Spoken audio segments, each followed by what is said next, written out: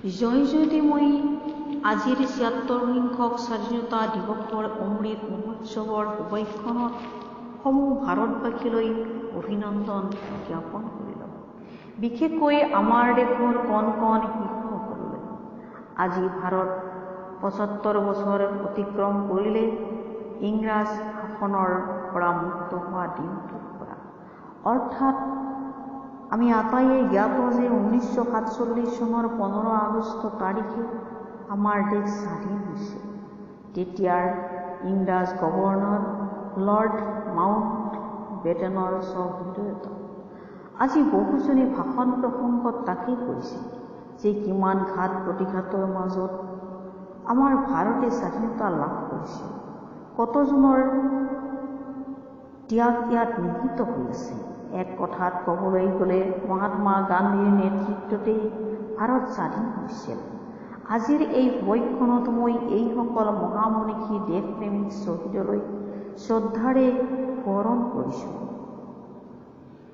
কত জোৱানৰ মৃত্যু হ'ল, কত জোৱানৰ মৃত্যু হ'ল, কাৰ জীৱন যৌৱন গ'ল, সেই মৃত্যু অপৰাজেয়, তেনে মৃতক নহ'লো মই কিয়, কত জোৱানৰ মৃত্যু হ'ল।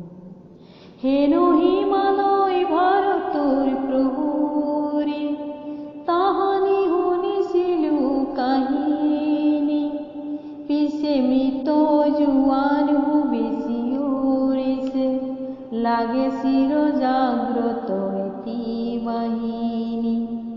আজি কামিনী সীমান্ত দেখিলো, দেখি শত্ৰুৰ প্ৰকৃত চিনিলো, আৰু মৃত মৌন হত জোৱানলে মোৰ অশ্ৰু অঞ্জলি যাচিলো, কত জোৱানৰ মৃত্যু হ'ল, কত পিতৃ পুত্ৰ হাৰা হ'ল, কোন মাতৃৰ বুকু সুদা হ'ল, ৰঙা সেন্দুৰ কাৰ মোচা গ'ল, কাৰ বাসনাও পূৰ্ণ ৰ'ল, কত জোৱানৰ মৃত্যু হ'ল।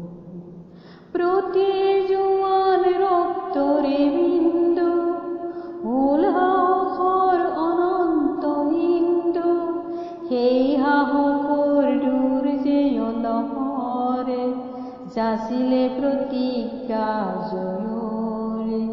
আজি কামিনী সীমান্ত দেখিলো, দেখি শত্ৰুৰ প্ৰকৃত চিনিলো, আৰু মৃত মৌন হত জোৱানলে মোৰ অশ্ৰু অঞ্জলি যাচিলো, কত জোৱানৰ মৃত্যু হ'ল, কাৰ জীৱন যৌৱন গ'ল, সেই মৃত্যু অপৰাজেয়, তেনে মৃতক নহ'লো মই কিয়, কত জোৱানৰ মৃত্যু হ'ল, কত জোৱানৰ মৃত্যু হ'ল, কত জোৱানৰ মৃত্যু হ'ল।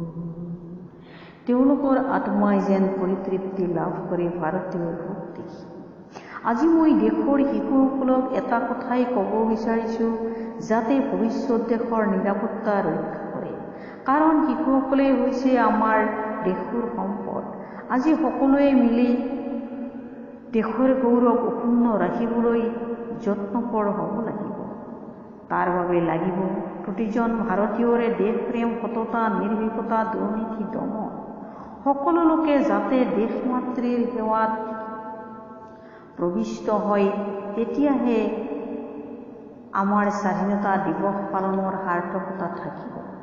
আজি মই মৰ্মে মৰ্মে উপলব্ধি কৰিছোঁ, আজি কেৱল ইতিহাসে আমি ৰন্ধন কৰি আছোঁ। স্বাধীন দেশত আমি কি কৰি আছোঁ তাক ভাবি চাইছোঁ কেতিয়াবা?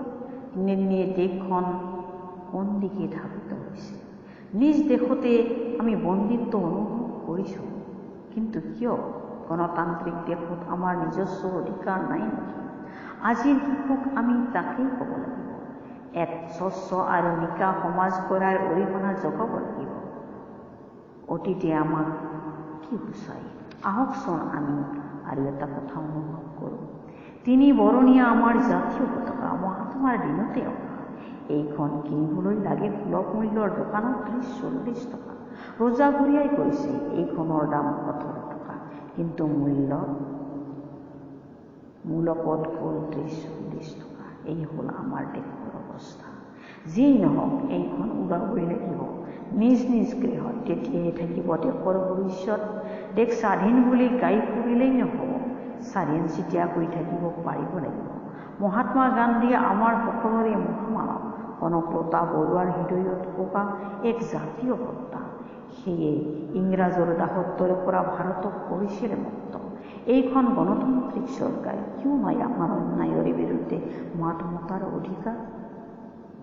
তথাপি আমি গাই যাওঁ দেশৰে জয়গান, জাতীয় পতাকা কৰো সন্মান, ভাৰত মাতা কি জয়।